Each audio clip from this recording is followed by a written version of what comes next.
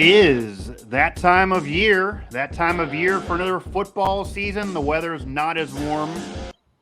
You may see some leaves on the ground, but nonetheless, you're going to get football back in your life. So football is finally here. This is another edition of Mic Drop here, presented by the Bleav Network. I'm your host, as always, Mike Asti, and I will be joined by Noah Strackbein of Sports Illustrated and All Steelers with Fan Nation to talk about the Pittsburgh Steelers' upcoming season, the spread for some of these games early on in the year, some weird odds that exist on some guys supposed to win some awards before they actually are even the starter for the team, and maybe an over-under or two on some win totals and another conversation about one of the backups who continuously gets brought up and talked about and currently still on the roster as we speak, but potentially by the time this is out there live, maybe not. We'll see. So Noah, definitely appreciate the time for everything we've been doing in media kind of around the same region. Glad to be talking with you. I think this is our first broadcast on either one of our programs anywhere. So oh yeah, 100%. I'm thrilled. You know, I thought it was an honor. I was telling everybody all day. I was like, dude, I'm going on Mic'd Up tonight. This is the inaugural appearance on Mic'd Up. So I appreciate you having me on.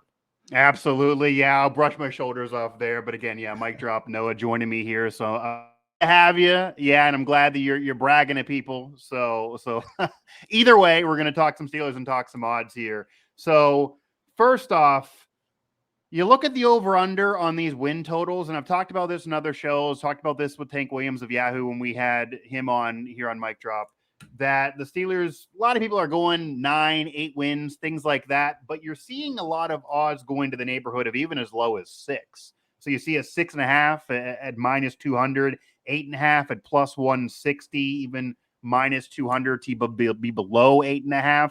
Where are you on this win total? Because I'll tell you right out the jump, I do think the Steelers could be having a chance here at 9 wins. I'm not seeing many more than that, but I threw up on Twitter a bold prediction for this NFL season, and it's just littered with Tomlin's going to have his first season under 500, which would happen if you get any of these odds to be correct. But it almost feels like death taxes and Tomlin somehow crawling over 500, regardless of where they make the playoffs. Yeah, I feel like it's Mike Tomlin, and as crazy as that sounds, that holds enough ground to say they're gonna go 500. Do I think that they go much higher than 500? No, but if you're sitting around like, oh, they're gonna win 6 games, I think that approach is taking away what the defense has done, and in terms of fixing the holes, like their run defense possibly got better. They added a defensive end, like a true defensive end, and Larry Ogunjobi to replace Stephon Tuitt. They added Miles Jack, so they actually have an inside linebacker 1. They have 3 cornerbacks that are possibly good. We're still kind of waiting to see on that one. A couple of safeties that you could rely on instead of a 7th-round rookie in Trey Norwood, even though Norwood's going to play a decent role this season.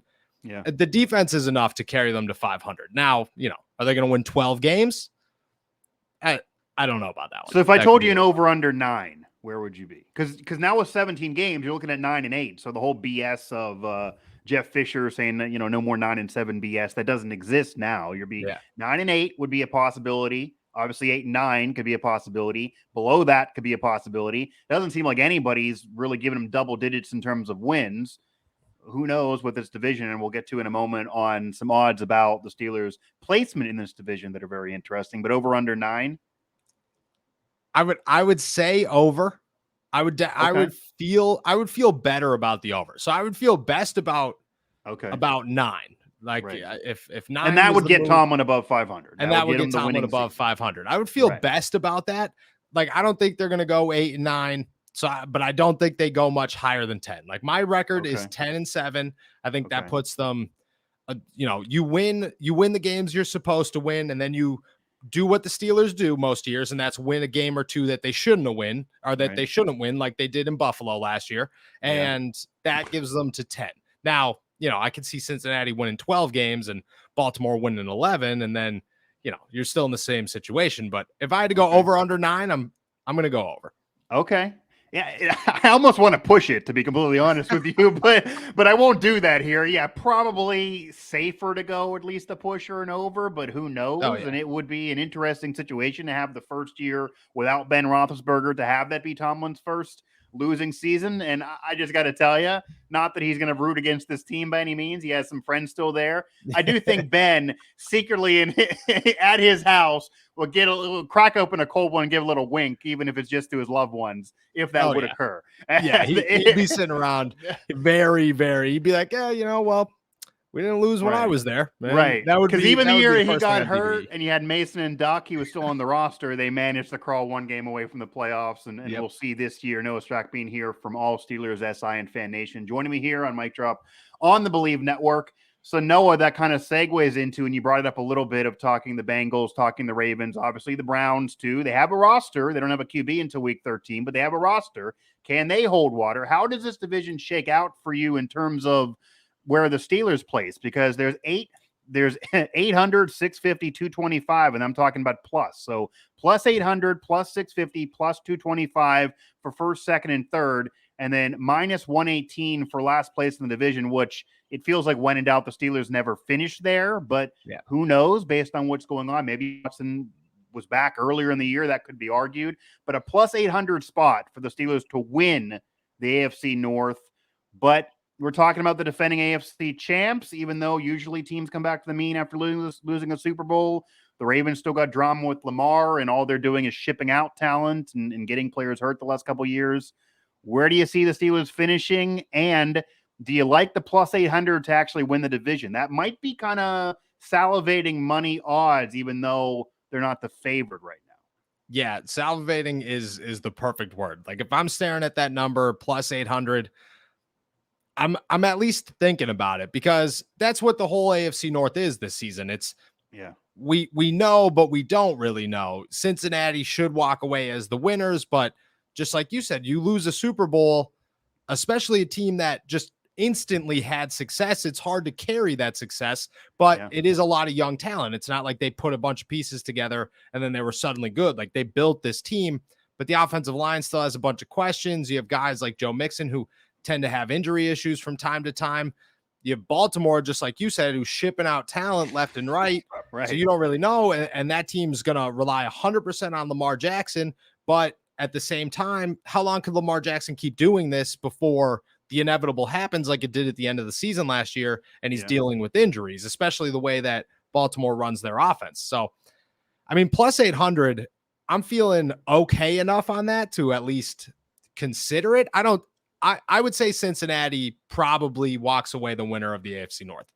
Okay. But I think it's a tighter race than most believe for second place. And I think right now the Steelers might actually have an upper hand. The offensive line is the only thing I'm worried about. But you look at this team as a whole, and the Steelers have a team that if they had a decent offensive line, and yeah, Mitch Trubisky is only Mitch Trubisky, but this team's much better and has much higher expectations for them this season. If they had anybody blocking in front of them that wasn't going to kill the quarterback. Yeah, death taxes in the Steelers O-line being a problem. But I almost can argue too, and this, I guess, is annoying to have to argue going into a season. It's possible the Steelers are a better team, but don't win more games. You look at the schedule, you look at what they have right away, you look at then in that second quarter of the season, second half of the season, certainly. You just don't know. They certainly, get the Bengals right away, and we'll get to that here in a moment in terms of that spread and what they could do against Cincy. But they are weirdly right now the hunted. The Bengals are the hunted. The Steelers are the hunter. It never has happened in our lifetime. So it has that weird feeling. But yeah, they could be better. They're going to have at least a more mobile quarterback in the last couple of years, whether it be Mitch or whether Kenny eventually takes over. You figure the O-line to be better just off of experience and a maturation process. You got more pieces on defense. Najee's been there another year. You have still receiver depth, and George Pickens is now a part of the crew, even though Juju's gone. So you should be at least equal, if not better, but it doesn't guarantee the wins will be there. And as you said, they have lost games they should win. They've won games they should lose in past years. So you just never know. Now, going away from what other teams can do and jumping into some individual players here on the Steelers and some odds that kind of surround them, and this even goes to the QB position. and I don't even have exact odds in front of me here because I intentionally didn't pull them because they're all over the place, but they're all pretty favorably, slanted towards Kenny Pickett in terms of being a favorite for NFL Rookie of the Year. Now, and by the way, I'm getting most of my odds here from the Rivers Sportsbook and Vegas Insider and many of those outlets. But when you think about it for Pickett, and it's not to say that it's impossible to happen. Obviously, this is the only first-round draft pick QB, the most NFL-ready QB. Could happen with the talent around him, but he's not starting week one. That is Mitch Trubisky. He's the veteran. He actually is a former Pro Bowler, even no matter what many may think of him. You figure in a better situation now. So what are your thoughts on a guy who is starting the season as the QB2, even though he's the rookie future of the franchise, being favored to win Rookie of the Year by so many odds makers and so many books out there? And is that something you'd advise? Like, what's the reality of him having a chance to do that based on when you think we could logically see this man actually play? If this was the NBA and it was a Ben Simmons takes a year off and then he plays and then wins Rookie of the Year situation, Kenny Pickett all day long. But Kenny Pickett is not going to touch a football field for the Pittsburgh Steelers this season unless something drastic happens. If the Steelers start 0-4, 0-5, or Mitch Trubisky gets hurt, right? Unless those two things happen, one of those two things happen, Kenny Pickett is not going to play. That's not who the Pittsburgh Steelers are. That's not how they operate or ever have operated. I mean, in drastic situations with the Mason and the Duck thing, you could look at that, but even then, Mason got hurt and then his Duck stepped in and you just felt like, okay, well, we're just going to roll with Duck. That's what that was their approach.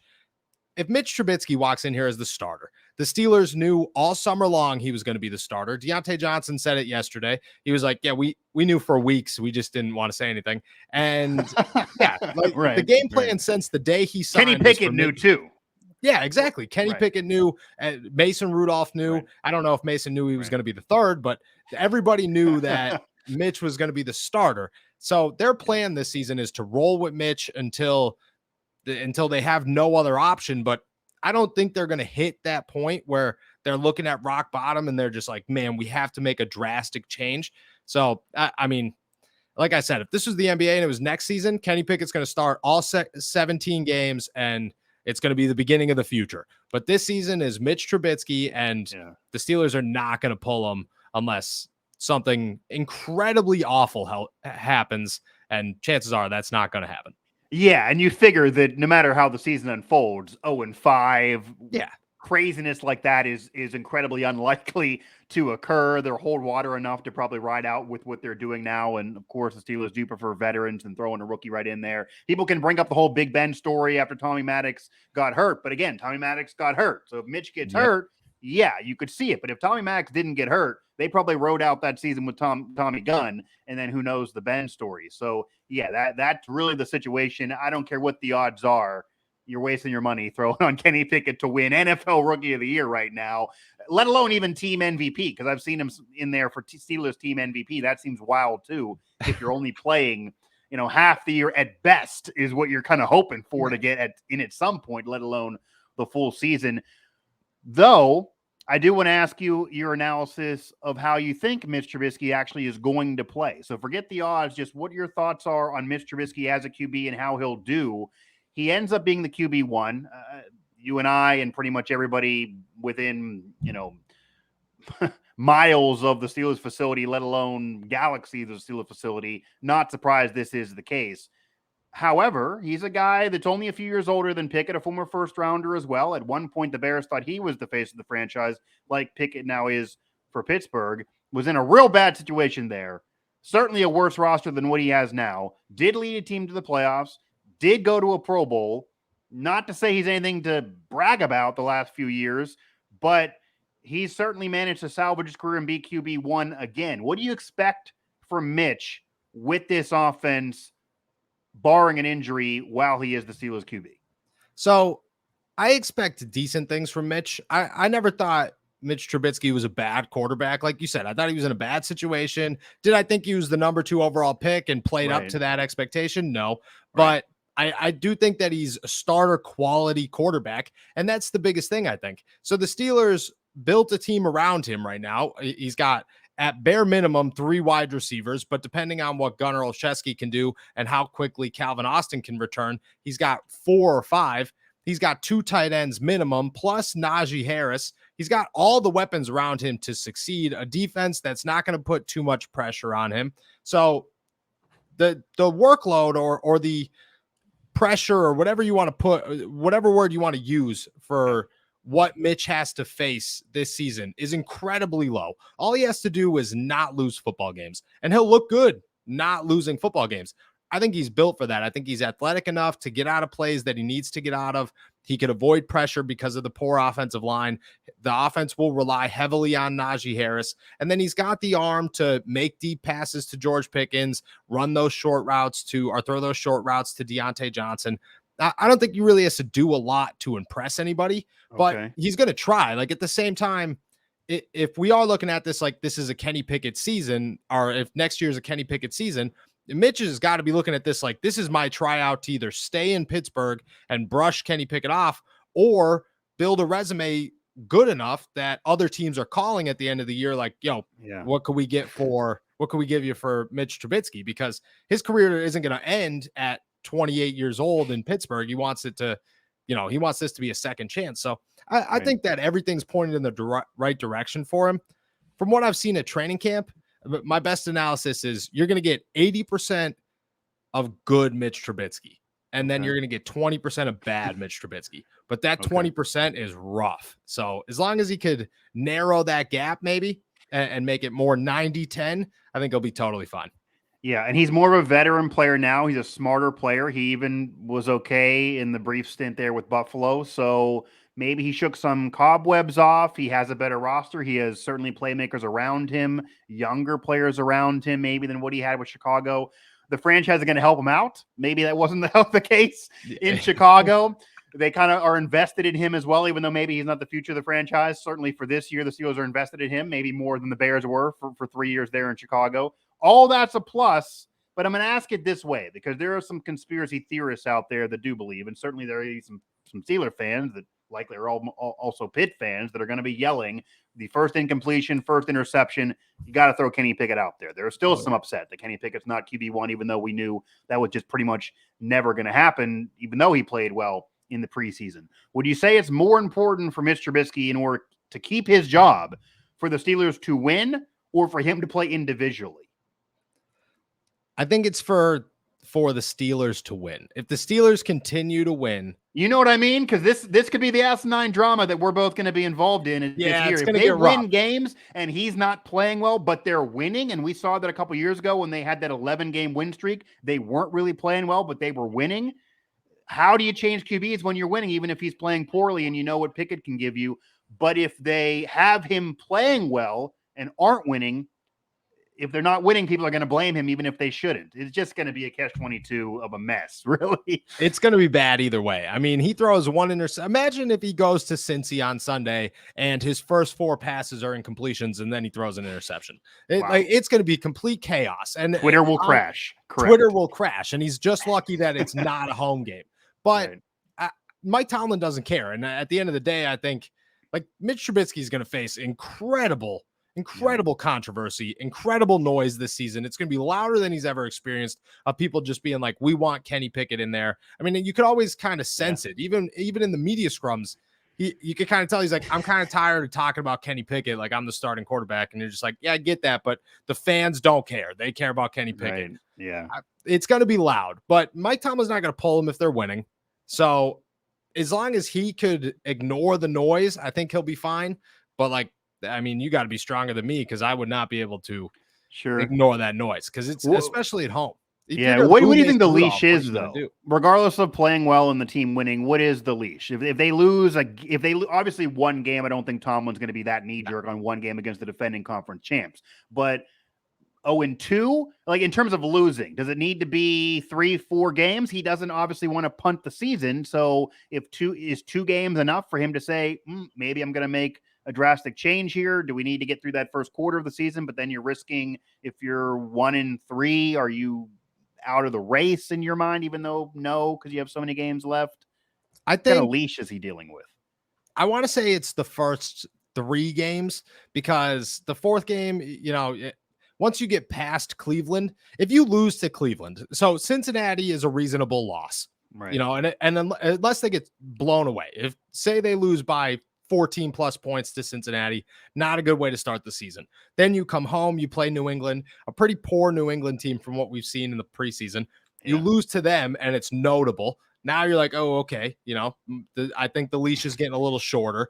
If you go to Cleveland and face Jacoby Brissett and that team, who have a million distractions right now and are pretty much brand new, right, and you lose on the road in Cleveland, I think Monday morning, I think Mike Tomlin takes a long weekend to think about his quarterback situation, and then Monday morning comes and they might test Kenny Pickett as the starter. I don't think it's as long as people think. I hear a lot of people talking about, oh, well, they got to go 0-8, or they'll have to start 0-6 or something like that. And I'm like, Mike Tomlin's here to win a Super Bowl, and he does not care about anything else but winning a Super Bowl. And they will, because at the end of the day, Mike Tomlin wants to win a Super Bowl, but we both know Art Rooney makes the final calls in Pittsburgh, and he will be on the phone in 2 seconds the second he believes that a quarterback change needs to happen. And there's no status for Mitch right now. It's not like he's a veteran who's been here forever. So they'll make a change if need be. I would say you start 0-3, and we start to get a little glimpse of Kenny. Yeah, this isn't Ben Roethlisberger where you have to have a whole meeting and a press conference and have people cry because this is the future Hall of Famer if they would have made that decision a couple years ago or even last year. No, and you don't have to deal with a legacy. You don't have to worry about, can we retire his jersey in 15 years if we make this call now? Obviously, Mitch is not going to have a jersey hanging anywhere. So maybe with another team. So so that's not going to be as much of a conversation if they would end up starting that slow. And hey, maybe he'll also have it creep in his mind. Hey, some publications out there actually thought Jacoby Brissett was better than Mitch Trubisky is right now, is ranked pretty low in terms of the starting QBs. But that should be motivation for Mitch, because that might be a little disrespectful from what he's put up so far in his career in comparison to some of those. Now, do you think there's any scenario that you could envision? Because as you just said, and I agree, Tomlin is about winning. No matter whether people think he has a chance or not, he's always going to try to do whatever he can to win. He'd much rather get in the playoffs and lose right away than not get in. They want to win as much as they can. Cam Hayward, a veteran there. Those guys want to win. They don't want to wait around for Kenny Pickett for a few years. I am sure that's why Mitch was signed. They had to draft Pickett when he fell to them because you couldn't avoid it. They were so much in love with him, but always in the back of their mind, we got a vet. He's been in the playoffs before. Mason never even had that start in a postseason game. That was a big edge for Mitch Trubisky in terms of them trying to win this year. They believe gives them the best chance to win as a former quarterback who led a team to the playoffs on his own as that guy. Even Mason talked about it. He's done it before. I never did it. Kenny's never did it in the NFL. He's done it. So with that said, is there any scenario you can envision where Mitch ends up getting yanked, Kenny goes in, and Kenny plays poorly because there's rookie growing pains, and they put Mitch back in since we got a long season here? I mean, so that's the question. Do they put Mitch back in, or would they put Mason in? Well, I guess that's a conversation that we're going to get to in a moment as well. But yeah, that might be why he's not been dealt, because maybe they're not 100% guaranteed on any of these guys, and they do want to care about this year. And that would be pretty odd and arguably historic, which is again why Mitch starts the year, because you figure with a rookie that's the future that if you start him, you got to ride with him. If you have Mitch or Mason, you can pull him and throw Pickett in. That's also an advantage of starting the season with Mitch. But yeah, this could be the first time ever that a rookie ends up getting in there for a veteran, and then he ends up getting yanked, because I don't know if they would give him more than a game or two if it's looking poor either. They certainly want to have a chance this year. That will segue, though. You almost read my mind. We got to discuss this at one point because he's currently on the roster. The quarterback who is not going to dress, but yet is talked about more than anyone else right now. That is Mason Rudolph. He is the longest tenured veteran QB on this team.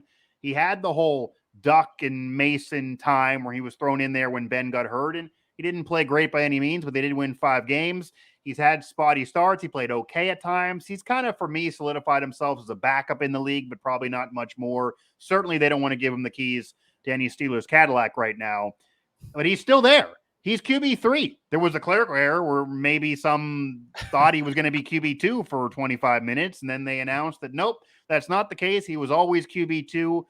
He's still there. He's being professional. He's being a nice guy. I was telling you before we started this, I wouldn't be at this point because he has nothing to lose. So will he be dealt? How much longer will he be on the roster for you? And then should he already be off this roster? And should he be dealt? And should you be making a call immediately to deal him? Or do you want to keep him for the security of what we just talked about, that you don't guaranteeably believe in the other two guys, and you at least know he can putter you through and he knows the offense? Do you make him be QB3 just as a security blanket? So we'll break this down each one. Yeah. To start, 19 hours tells me something. Okay. The fact that it took 19 hours for them to say, oh, we made a mistake on the depth chart. And everybody, I mean, anybody who's been around an NFL team for a week understands that nothing gets past anybody in an organization. You sneeze and everybody there knows that you just sneezed. Right. So that tells me, yeah, maybe it was a clerical error, but also there's probably a reason a reason I don't know. And I don't believe the conspiracy theories of, oh, it was boosting his trade stock or they made a last second change. I don't know what it is. You can't buy Twitter, did it? Do you? Do you believe the Twitter backlash was part of this? Okay, because they did fire Tennessee's coach in college football a couple years ago. Because of No, I don't think that. I don't think Mike Tomlin was like, oh man, we got to make a change here. I don't know what it is, but 19 hours is too long for me to say this was nothing. Right. I don't know what that reason is, but if it is because they want to boost the trade stock, I personally believe that Mason Rudolph had a market, probably still does have a market, and should be dealt. I think he should have been dealt before week 1 of the regular season. Yeah. There were teams that were looking for backup quarterbacks. That being said, the Steelers' value on him, from what I have heard, is at bare minimum a 4th or a 5th round pick. I don't think they're going to get that. I think they'll get a 6th or a 7th, but at some point you just have to say that's enough for me. But to go back to what ifs and the big, well, if Mitch isn't playing well and Kenny isn't playing well, or even you get stuck in a situation like 2019 where you're relying on your 3rd string quarterback, at that point, if you didn't trust Mason to be the number 1 or the number 2, what are your expectations for a team being led by your 3rd string quarterback because he's now suddenly your best option? I just think that at that point, the Steelers have shown in the past, and especially now with Omar Khan making more aggressive moves, if you're stuck in that boat, go do something about it. But don't turn to Mason Rudolph and say, we have shown every bit of distrust in you that we could possibly show. And borderline disrespect at this point. Oh, a ton of disrespect. At this point. But from their side, they're looking at it like, well, we have told you at least twice now that you have an opportunity to be the starting quarterback. And both times we have learned you are not even close to our starting quarterback. Fair. Yeah. So why not just go out, try to get somebody that you believe has some talent and rock with them if you fall into that worst case scenario, instead of just looking at Mason and saying, all right, well, go ahead. Now it's your time. Let's see what you could do. I think that his trade value is there. And at some point you just got to say, okay, 6th or 5th round pick is good enough to get rid of this guy that's basically just taking up a roster spot. Yeah. It's also a weird mental mind game. It's almost like the Steelers think they're fooling everybody because, as you just said, they have clearly in their mind decided he's good enough to be a backup. He's good enough to maybe start for a couple games, but he's not good enough to be the face of your franchise and be the starting quarterback for them. Yet in the exact same breath, they require a 4th round pick for the man. He only was drafted in the 3rd round. How often do you get traded basically in the same spot within 20 picks? 5 years later. Yeah, 5 years later when you've never actually been the guy. So again, I do think Mason maybe takes a lot more hate than he deserves, certainly from fans. He's a 3rd round pick. He's not a 1st like Mitch or Kenny or even Dwayne Haskins, who was with the Steelers. The last four QBs the Steelers have had 1st round opportunities. Not the case. And obviously Big Ben too. Not the case for Mason. So what are you expecting? But it's clearly he's not the future of the Steelers. A 5th round pick, a 6th round pick. It's certainly, we're talking about a backup QB. How much do you think teams are going to be mortgaging the future for a backup QB? I mean, I don't, none of them. They're not, nobody's Right. looking at Mason Rudolph going, all right, well, we're going to keep him around. Like everybody knows at the end of this season, he's gone and he's going to go have another opportunity. And talking with him yesterday, I Bleav, or at some point this week, he made it very clear, like, hey, you know, he didn't say no to a trade or to a possible. No, he said that, like, my agent's talking to Omar Khan, which that's the first time he said that. That does tell me that probably he doesn't want to say this publicly. He doesn't want to give NBA drama. He probably has privately requested a trade. That's almost how that came off. Yeah, and 100%. That's the first thing I thought. I was like, okay, so he's had this conversation. Right. And I would want that conversation too, because there's teams. I mean, even not a backup, but Joe Flacco's about to start a game for the New York Jets. Right. Why is that's an opportunity? Like the Pittsburgh Steelers should look at that and go, all right, well, you know, the New York Jets aren't going to go win a Super Bowl this season. Right. So if we ship Mason over there and they're willing to give a 5th round pick or a 6th round pick, you just got a 6th round pick for a guy that is taking up $3 million of your cap space, is not going to be here long term. You don't want him around, season. And you don't want him here because you've made it very clear that you don't want him to play football on your football team. So, I mean, that's an opportunity. If I'm Mason Rudolph, I'm saying, look, I know they'd take me. And there's a number of teams out there that would probably look at him and say, yeah, he's a good backup. I mean, do you think Flacco's going to be healthy enough the whole year at 37 years old? He's eventually probably going to get hurt if he's starting the whole year. Obviously, they are basically indicting their recent drafts by having him start, because that's not exactly what anyone with the Jets brass probably wanted to happen if we're talking about a year ago.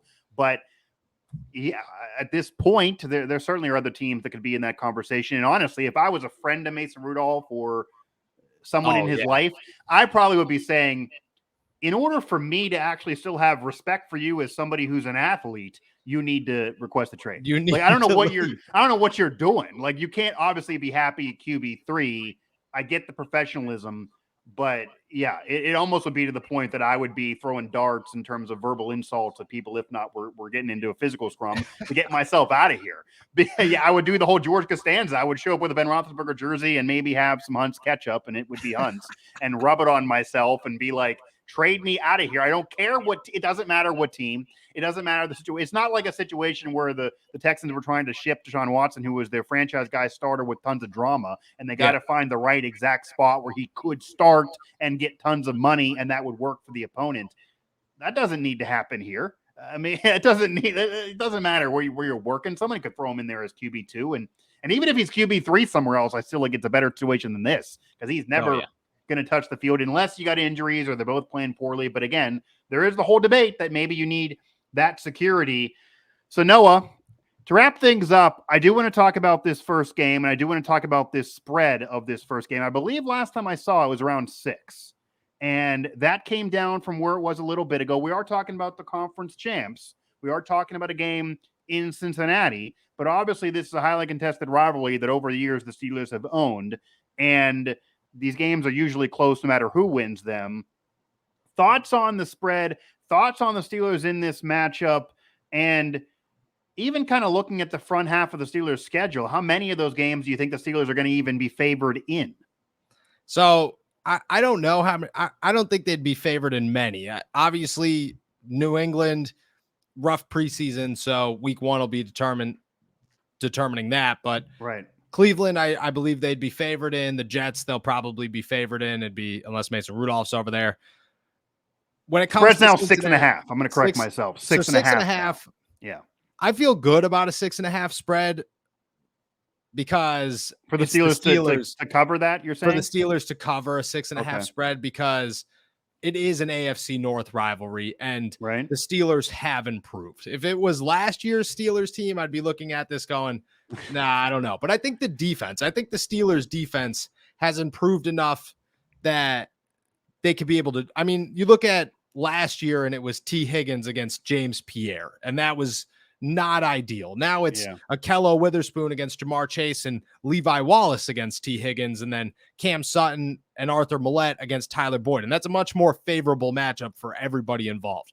You have Miles Jack, who could actually play inside linebacker instead of a Devin Bush and Robert Spillane situation that you just didn't feel good about whatsoever, with Joe Schobert trying to contribute but not doing well. Chris Wormley is now the backup, but even Larry Ogunjobi with Isaiah Loudermilk taking a step forward in his second year, DeMarvin Leal adding to the mix.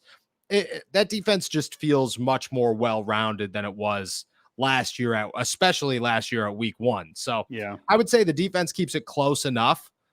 I find it very hard to believe that Pittsburgh is going to walk into Cincinnati. They're going to make a big deal out of winning the AFC North and the AFC champions and blah, blah, blah. yeah. And they're going to leave there with a victory. I would say Cincinnati wins, but I don't believe that they cover the spread. I think it's a closer game. Yeah, 6.5 is interesting for sure, and they are at home.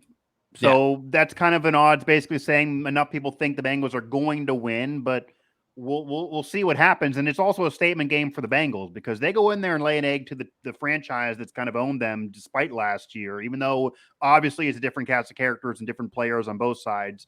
And the Bengals are actually the team that has more chemistry and has more of the group coming back from last year, where the Steelers is just kind of, chaos a little bit here and look into the future. So it would be a statement in the negative direction if the Bengals would go lay that egg after the year they just had last year. But that's happened with Super Bowl runners up and Super Bowl losers in years past. Noah Strackbein here from All Steelers SI Fan Nation. Noah, I'm going to ask you one thing, and I didn't tell you before, and I was going to ask you this, but I feel like you have it in your holster nonetheless. Can you give me a Steelers bold prediction this year? A bold prediction of something that will happen, and I will hold you to this. All right. I'm excited. Let me think. I have a couple of them.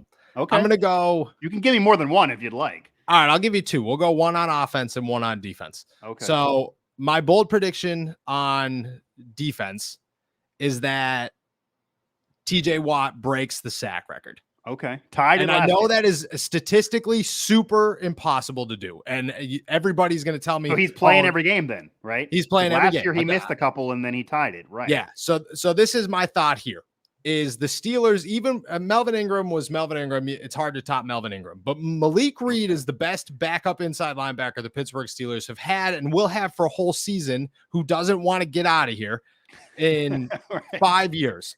Right. That means TJ Watt could go 115 miles per hour every single snap and then come off and actually get some rest. Yeah. I also know that anybody who's ever had double or 20 plus sacks in a season the next year has dropped off drastically. TJ does not strike me as that person. Yeah. And he wants it. He wants it. Yeah. He's only 26 years old. Right. He's got Cam Hayward to work next to him, who has proven that longevity is a real thing as long as you work towards it. And he's got JJ Watt, who's had 20 plus sacks twice in his career. So you look at that and you go, oh, okay, well, he's got everything around him to do this again. Most defensive guys peak at like 27, 26 to 28 years old. I think TJ has his best year. And then maybe there's a decline after that. We don't know, but that would be my one is TJ breaks the sack record. I think he wants it. And then my bold prediction on offense will be that George Pickens leads the Steelers in receiving yards. And we'll go Pat Freiermuth leads them in touchdowns. Okay. I would say Pat's looking at possibly a double-digit touchdown season. Okay. Looks much more fluent. The offense, I feel, is built to him more. And then George Pickens, a lot of this comes off of the health of Deontay Johnson and the troubles that he's had the last couple of weeks. But if George could stay healthy and this offense could actually do anything with that offensive line, I mean, that guy, you want to talk about offensive rookie of the year? I'd put my money on George Pickens before most people.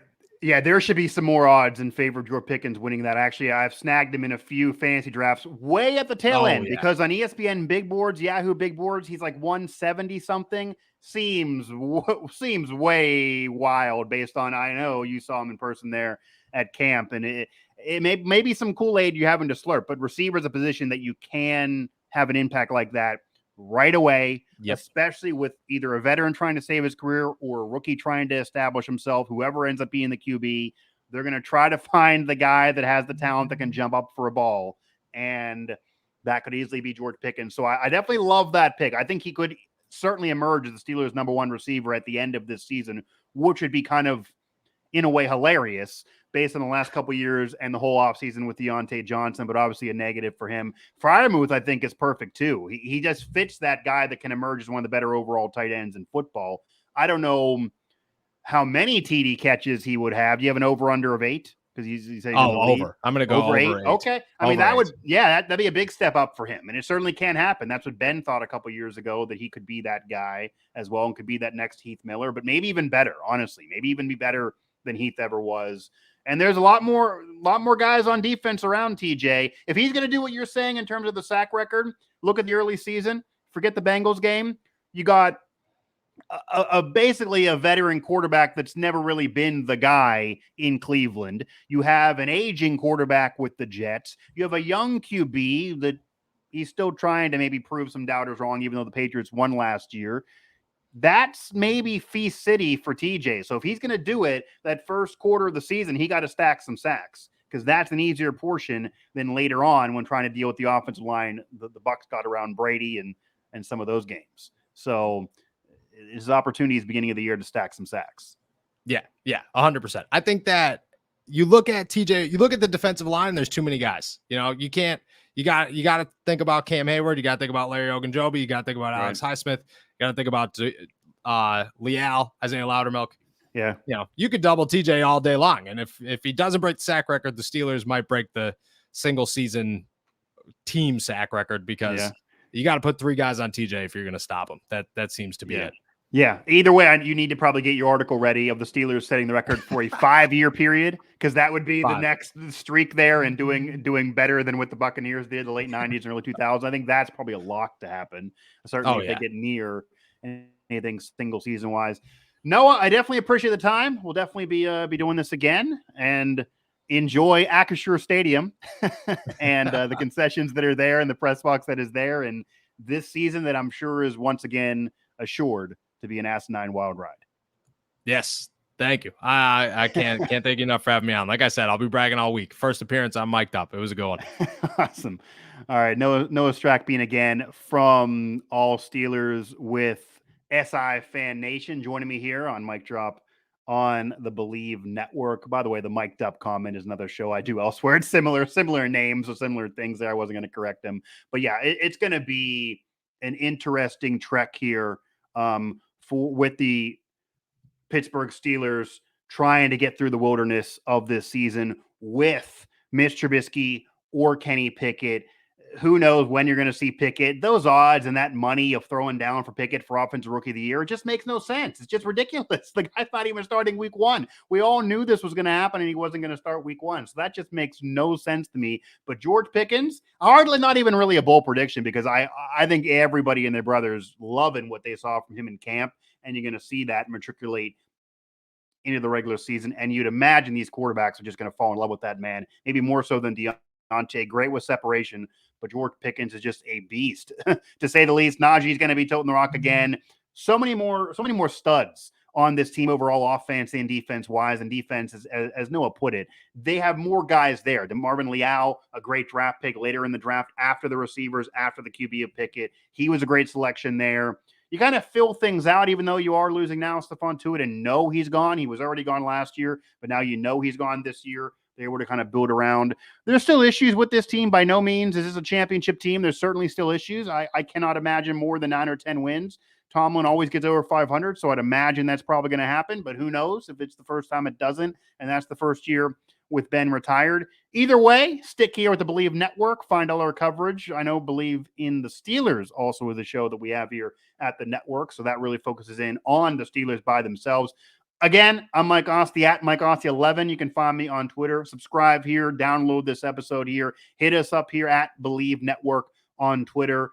And you can also find my cover throughout the Sports Now network, as I do cover the entire region, not just the Steelers. Cover the Steelers for a long time, but certainly spreading out the wealth. And you'll get that here on all the episodes, all the editions here of Mic Drop on the Bleav Network.